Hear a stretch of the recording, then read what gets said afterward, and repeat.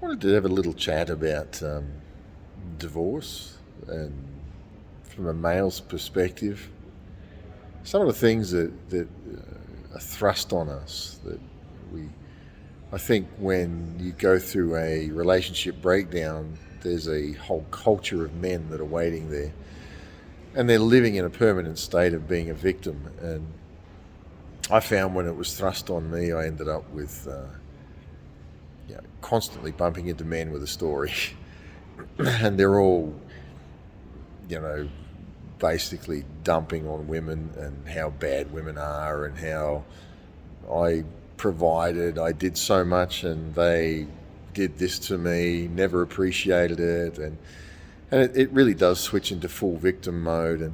And I think when that was thrust on me, having come from a background of a minister, pastor, and my father was a pastor all of his life, and I never expected to be in a position of a marriage breakdown, but yet here I was. And excuse me, so I knew that to empower off of the pain was something that was not anywhere I wanted to go, and that was definitely hard because the pain just is unceasing at times. The emotional pain, you just can't seem to escape from it. And of course, the suggestions of all these guys that are, pardon me, leaning into a glass or something is, alcohol, or just get with the boys and ditch about women, or, some of the extremities were, well, the best advice I can give you is go and have sex with a woman tonight and you'll be over it tomorrow and you won't feel the pain. And I refused to do those things because I felt that pain had to take a journey in me and I had to take the journey with pain. It wasn't pleasant, but I wanted to be whole because I felt that God had said to me in my heart that pain keeps you soft, and without pain you become a machine and you're not able to feel. And if you're not able to feel, you'll never love again. And so there were some pretty dark days of having to face that pain, having to face the responsibility of who I am. I was never given a reason as to why she left and went and found another man. In fact, the parting words were pretty much, it's not about you, it's about me, and then made it about me.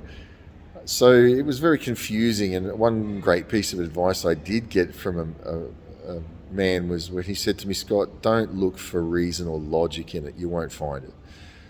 And it'll kill you. So I just had to resolve and rest in the fact that I would have no answers to a lot of the questions.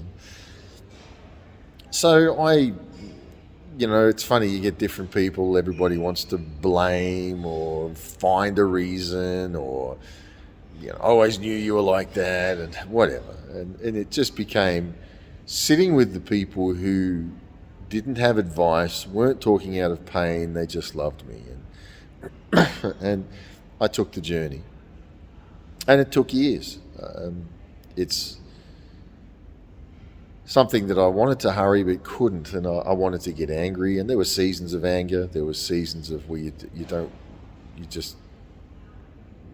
even hate came knocking, and I obviously didn't entertain that because you can empower off of pain, you can empower off of hate, you can empower off of unforgiveness, but ultimately it'll kill you.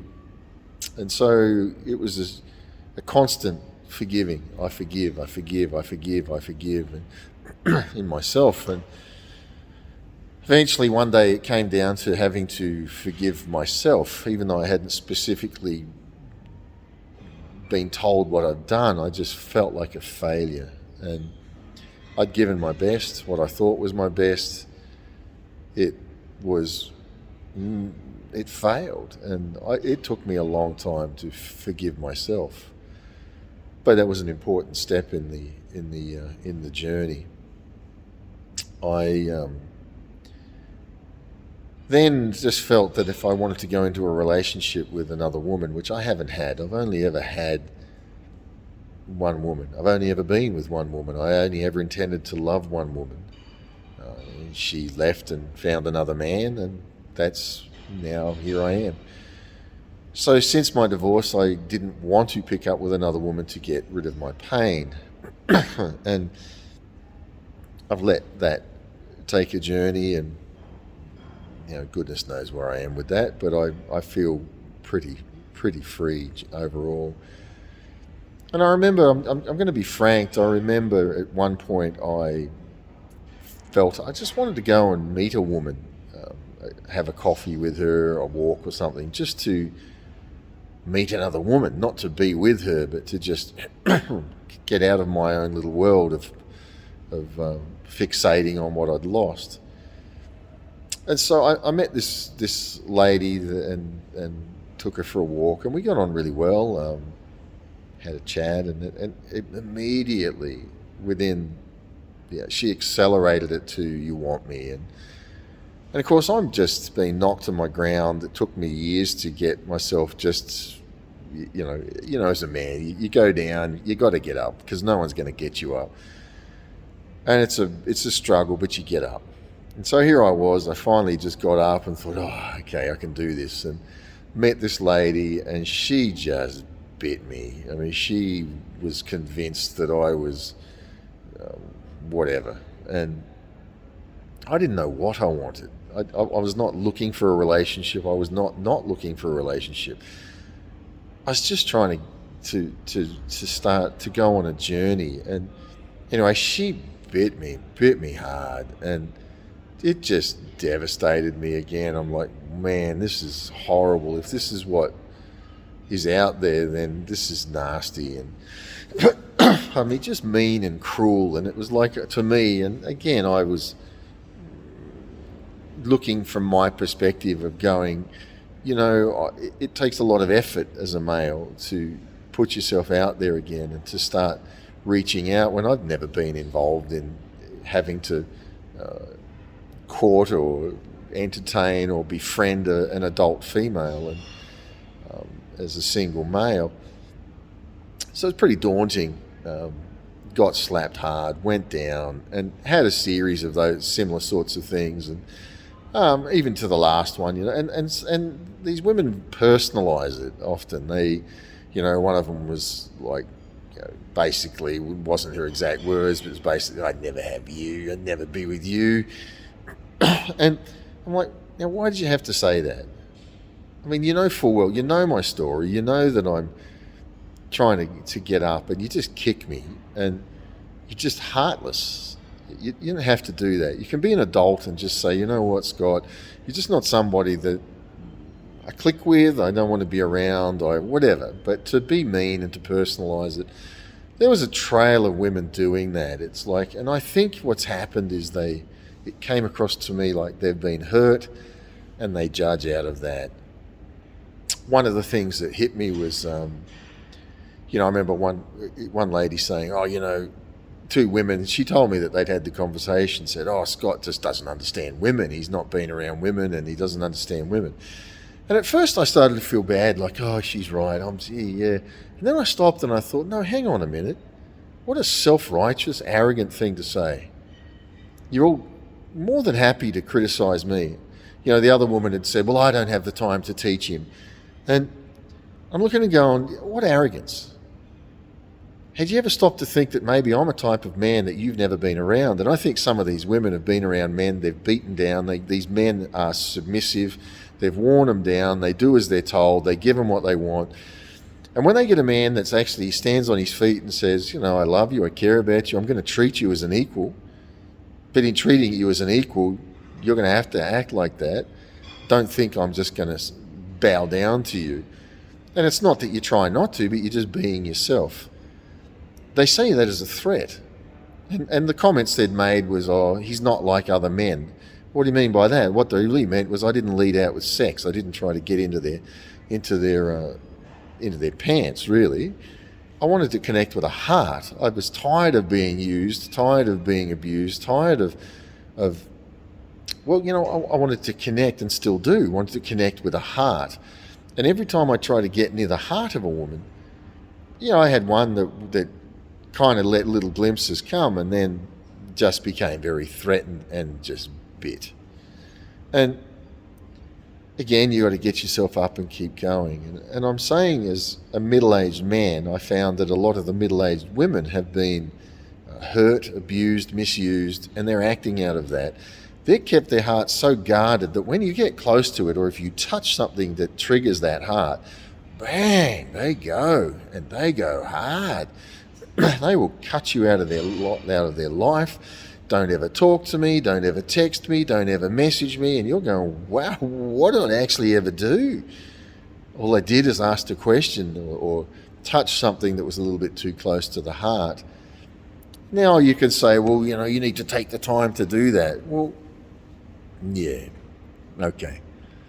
What it became evident to me is a lot of these women had just not dealt with the pain, and they've never actually been respected for who they are. They've never been respected for the spirit of who they are. People have looked at the outside of them and called them beautiful and bought them things and done things for them. But there's a depth there that's never been, no one's ever put an expectation on that. No one's ever wanted it to come up further. And when you come and you put an expectation on that, I think they like it, but then it becomes a threat to their world. So it's so much easier to go back to what's been, and actually in many times to go back to the abuse. Because, when you've been abused, you can get a sick comfort from abuse, if that's where you're used to living. And it's almost better the devil you know than the devil you don't. And it's like, well, I don't want to take a risk with you, because when we touch a heart, I've found these women become very uncomfortable, and they can almost accuse you of aggression. He makes me feel terrible, and it's not. No, it's actually not. It's actually someone that cares deeply and is just trying to say, hey, can we unwrap a little bit, maybe see if there's a bit of heart in here that we could just dance around. And they're not used to that. I think they accuse you then of, when you don't do what they say, they're often trying to get the upper hand. They want you to chase them. And their idea of chasing is you do what I say. My idea is not chasing, it's saying, let's go on a journey together. I'll chase you, you chase me. Let's show effort to each other that there's worthwhile here. This is not just about me making you feel good. This is about both of us feeling good and going on a journey. Not used to that. Women want equality, I've found, but there's nothing equal about a woman. The woman is the best woman you will ever get, and a man is the best man you'll ever get. Now, some things you can be equal in, but I'm talking about our roles. A woman that's in her complete feminine energy is very intimidating to a male, scary, and I don't get scared of too much, but I tell you, I've been scared of some females, just because I see the power of their femininity, which I don't even think they understand, because they're so good at flicking into masculinity and into control. And when they come into the masculine energy, it triggers the male responses in us, and we hit them, and we hit them hard, not physically, but we don't come under that control or manipulation. Then, of course, well, he's arrogant. He doesn't do what okay, yeah. You keep telling yourself that, he's arrogant. So it becomes pretty messy, and I'm kind of got to that point, to be honest, and I'm being honest with some of you folks, the males here. I've just stepped back. I'm like, I don't have the energy for this. I don't have the energy for being accused, abused, misunderstood, lied about. And these women have gone to full drama mode and made it sound like you're this, stalking whatever. Well, they've never been accused of that, but they make it sound like you're this extreme guy that's like so overbearingly possessive. And they don't get it, where you're saying, I just want to take a journey. Can we just take a journey? I don't know if you're the right one. I don't know if you're not the right one. Can we just take a journey? And if it goes that way, it does. If it doesn't, it doesn't. But everybody wants a reason. Nobody wants to take the time to discover. And so, yeah, I've got to admit there's been a lot of... there's been thoughts that had come then of why bother. So many of these women have just been aggressive, or they are lonely and they're looking for company, or they are looking for security. I mean, I'll be honest, I've found women in their 30s that in some way we've connected to, and quite often they are looking for more of a safe authority figure to help them through their dramas that they've landed themselves in. And some men like that. I'm looking for more a woman who's a bit more complete. The 40s women are often struggling with midlife crisis, the dissatisfaction with their husbands, with the relationships they've been in or they've come out of. Very critical, very judgmental about what you are. They have an expectation that they've missed out, and they expect that you're going to fix that for them, and if you don't perform, you're gone. Women in their 50s haven't had a terrible large amount to do with them. I can tell you now that menopause is a huge factor. Women in their 60s, I've kind of had some good discussions, and 70s, good discussions and friendships with, but obviously nothing romantic. But it's almost like they've come through all that stuff. They've come to terms with what they want, and they're going on with that life, and had some good discussions. But I'm not looking to be involved with a woman that's considerably older than me. So yeah, it's been a real journey. I don't think it's easy. It would be easy to just grab any woman, especially as a male. You've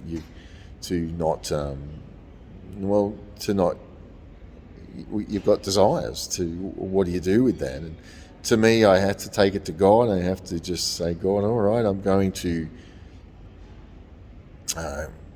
keep myself.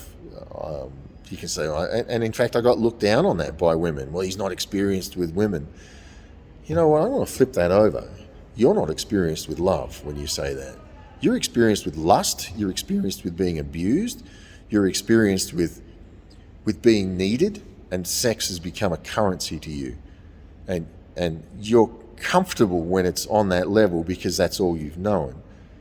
But when it comes to somebody wanting your heart because it's beautiful, very uncomfortable, and you run. And I could tell you now, like I said, I've only been with one woman sexually like that, but I could tell you now, to love a woman and to know how to love is a whole nother level.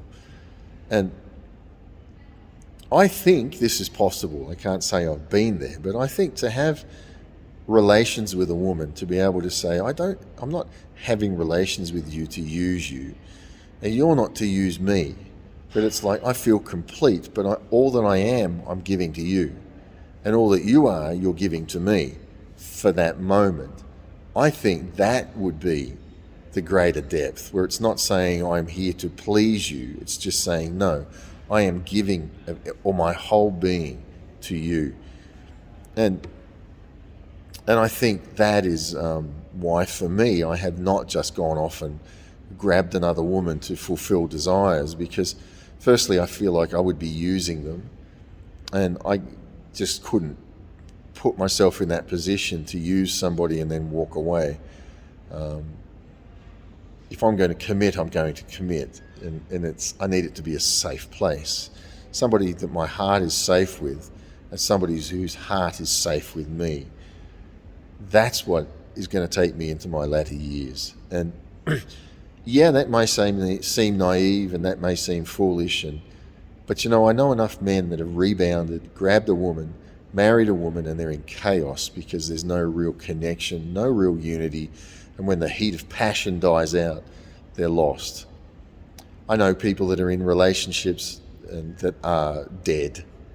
They are whipping it because there's children there, there's no depth, there's no understanding. They've got a history, but they're trying to make something work, and it's just not there. So now many of them are, it takes two to tango. You have to have two people willing to open their hearts. And that's been a tough journey to watch people like that. I don't want to be there again. I don't want to be in a place where this is hard work. I want to be with someone who is choosing me, not needing me, and I want to choose somebody that I don't need. Now, of course, there's always going to be needs that need to be met, but to be with somebody who's actually just a fragrance. I met a woman. I had one that was like that. Her spirit, my spirit, there was a connection, I believe. And I think she got pretty scared of that because of some of the situation and circumstances around the whole thing. It bit hard. Denied it. No, that was never there. No, come on. Let's just get truthful. You don't need to lie about it. You don't need to try to hide it. It is what it is. And why be ashamed? But I think a lot of people are scared of vulnerability. I'm scared of vulnerability. They're scared of vulnerability. They're scared of opening their heart again because what if? And I want to take back again. I think many people have never truly opened their heart and said, this is a safe place. I can let go here and I'm not going to get hurt. Now they can look and say, well, you've pulled away. Sometimes you have to pull away because the circumstances around that person need to be addressed before you can be with them. So I kind of touched on a lot, but it's a few thoughts. And it's, my father used to say, there's only one thing worse than not being married, and it's being married to the wrong person.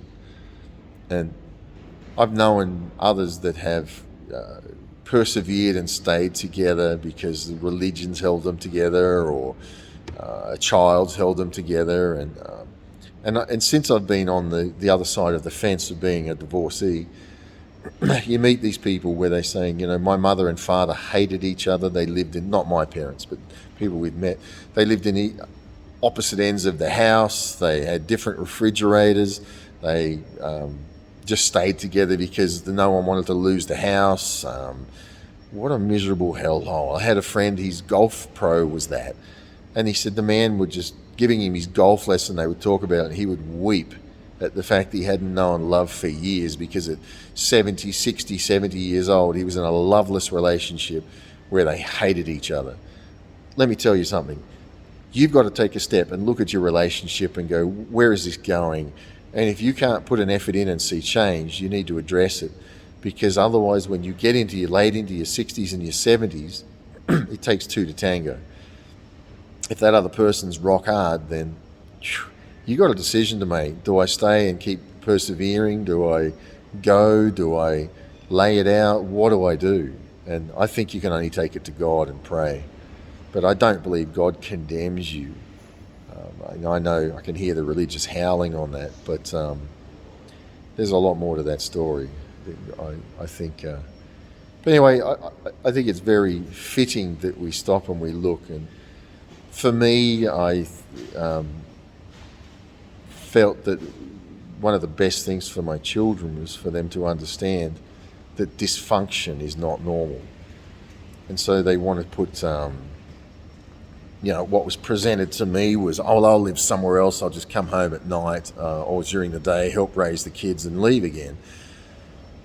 Dysfunction, that's maybe what she knew growing up, but it's not what I knew. I knew a mother and father that loved each other and are still together after 50, 60 years of marriage. Actually over 60 years of marriage. And to me, I see that now some of my children have seen that dysfunction. They've seen what it is, and they've come out of being a victim, and they've realised that, I need to take responsibility for my life, and I will never do this to my children. And I think to stay together and to teach a child dysfunction as being normal is sick. It shows how you've devolved into a state of immorality and just perversity in your own thinking. And we say, well, my children need to, children, whatever, need to see a mum and dad together. No, they need to see love. And if you're going to stay together and not put an effort in, and you're just there and you hate each other and you're managing it. I met somebody else recently, I know, they said when their children go to bed, they go and live at their boyfriend's house, and then before the kids get up in the morning, they come home and prepare lunch and get the kids off to school, and that's dysfunction. It's filthy. It's disgusting. That is not normal, in my opinion. and you are teaching your child that to have a dysfunctional relationship is normal. It's polygamy of sorts. And I'm finding these women, it's like, woman, I said to that woman, if she's saying how I get on pretty good with my husband now that this has happened, and I said, well, would you go back to him if your boyfriend wasn't on the scene? And she said, I'd be open to it. And I'm like, he says that he couldn't trust me, and she's all like, how could he say such a thing? And I'm like, how can you say such a thing that you can't see that that you broke his trust? And but I'm looking and going, it's sick. You're teaching your children that adultery is normal and adultery is fine because it's all about me. And I don't need to think about you or your dad or anybody else, because I don't need to show you what love is, because I can go and get a quick fling and some excitement from this guy up the road and then come home to this boring father. And you know what? It's gutless. And if that's you and you're in a relationship like that, shame on you. And I think a lot of people want to have the security of somebody else. Oh, if it works out, I'll go across there. And I know so many women that are doing this. If it works out, I'll go across there. But, I'll just keep my foot in both camps. I'll keep the house. I don't have to go through the drama. He's the father of my children.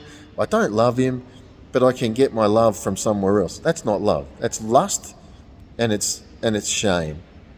And if you love somebody, you make a break and you go with them, and or you fix up where you are and you stay. But to have two on the go is immorally perverse and disgusting. And if you've got that adulterous spirit in you, you don't understand that statement. And that's what I think in the past I've been accused. And I don't think some of these people understand why I don't want to commit adultery. I will not commit adultery. Yeah, it's an easy option, and it would be lovely to be with a woman. But adultery is death. Firstly, I wouldn't want to break a family up. I wouldn't want to destroy another man and put him through what I've had to go through. I wouldn't want to do it. And am I a hero? No, I just wouldn't want to do it. I have integrity in that, I hope. Just before my God. So I'm saying, if you're caught in a situation that's difficult, you need to take it to God. I suggest, you do whatever you want to do, but I suggest take it to God and say, God, help me. Help me. I'm in an adulterous thing, or I'm stuck in this situation. I don't know what to do. And I think religion has locked a lot of people in. They have made vows, but the other person's completely punched out of the marriage, and they're stuck because they feel, I have to be here because I made vows. I don't believe that that's of God. I believe that marriage vow is broken and that marriage is ended at that point. Especially if there's, I know the Bible says if someone agrees to stay with you, then stay with them.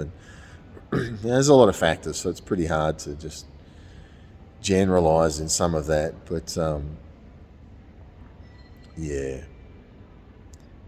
have wisdom. And nothing easy about some of these things, is there?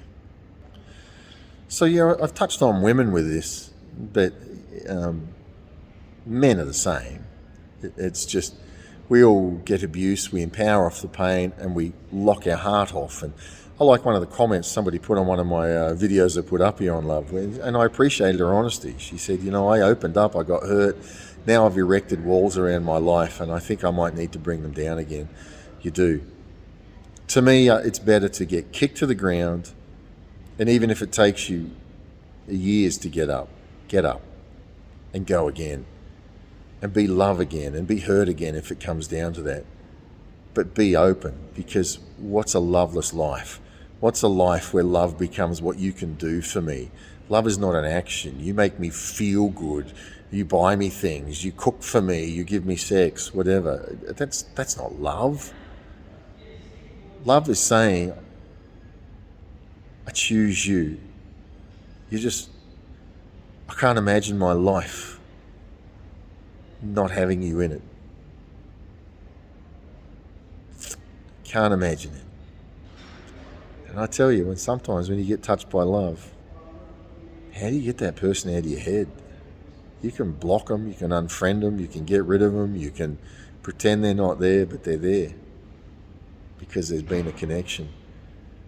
And all you can do is take the journey and see where it ends up. And it's not always easy, especially if the other person is in situations or running or whatever. Love's not easy, what I'm saying. But I think it can be, but it takes two hearts just saying, okay, I'm going to let go. I'm going to trust you. I'm going to trust you with my heart. If you break it, I'll cry, I'll hurt, but I'll get up and I'll go again.